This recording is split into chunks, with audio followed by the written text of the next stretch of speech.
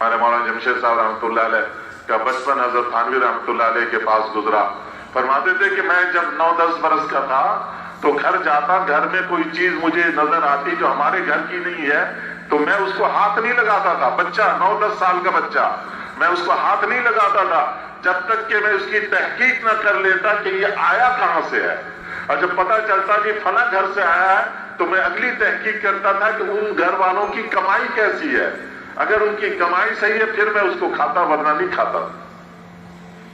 تب مولانا جمشید بنتے, ایسے نہیں بن جاتے. ایک مولوی صاحب نے, ہمارے شورا کے ساتھی تھے ملک بہرام صاحب, ان کے علاقے کے ایک مولوی صاحب نے شکایت کی کہ جی جو آدمی 3 چلے لگا لیتا ہے وہ پھر مدرسے مسجد کا خیال نہیں کرتا. انہوں نے کہا کیوں؟ انہوں نے کہا جی وہ فلاں آدمی جب 3 چلے اس نے نہیں لگایا تھا تو اتنا مدرسے کو, اتنا مسجد کو دیتا تھا. اب جب 3 چلے لگا کر آیا اب کچھ بھی نہیں دیتا. ملک صاحب نے بلا لیا اسے کہ بھائی یہ بتلا, جب تبلیغ میں وقت نہیں لگایا تھا تو اتنا خیال کرتا تھا مسجد کا, مدرسے کا, تبلیغ میں لگنے کے بعد زیادہ کرنا چاہیے تھا یا کم کر دینا چاہیے, ختم کر دینا چاہیے. اس نے کہا ملک صاحب بات یہ ہے, تبلیغ سے پہلے تو میں پاؤڈر کا کام کرتا تھا, سرخی پاؤڈر نہیں, خود ہی سمجھ جاؤ. اب اس میں جو مجھے بچتا تھا 10-20 ہزار میں مسجد مدرسے کو بھی دے دیتا تھا. جب تبلیغ میں گیا تو پتہ چلا یہ تو سارا حرام ہے.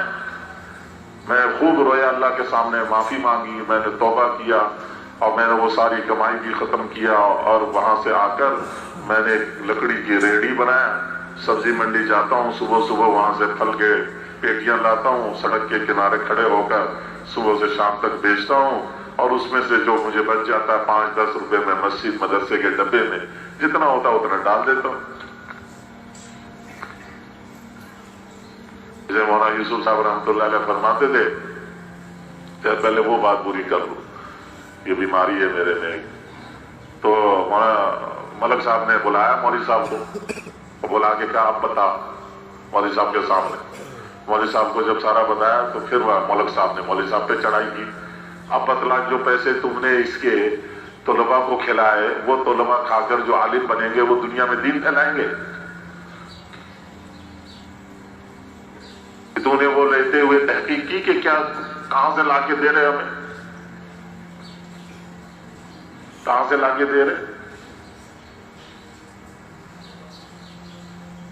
علی صاحب رحمۃ اللہ علیہ سوال کرتے تھے 3 چلے کب لگے, اس کے وقت سے اب تک کا وقت کا کیا معمول ہے.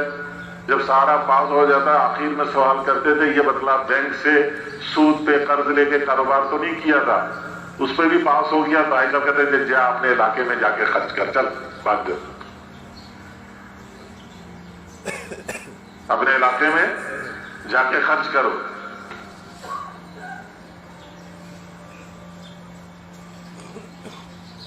ہم کہتے ہیں کہ اللہ کی طرف سے آیا, انکار کر دیں گے تو مدد اٹھ جائے گی. یہ شیطان نے پٹی پڑھایا. میں مانگنے تھوڑی کیا تھا. مولانا یوسف صاحب رحمۃ اللہ فرمایا کہ اہل مدرسے کو بھی اس کی ضرورت ہے. یہ نہیں کہ جہاں سے آیا تحقیق کرنا کہ کہاں سے آیا, کون سی کمائی لا کے ہمیں دے رہا. حرام کمائی کر کے ہم مدرسے کو دے کر خوش ہو رہا کہ چلو میں نے دین کی خدمت بھی کر لی, میرا حرام جو ہے وہ بھی حلال بن گیا.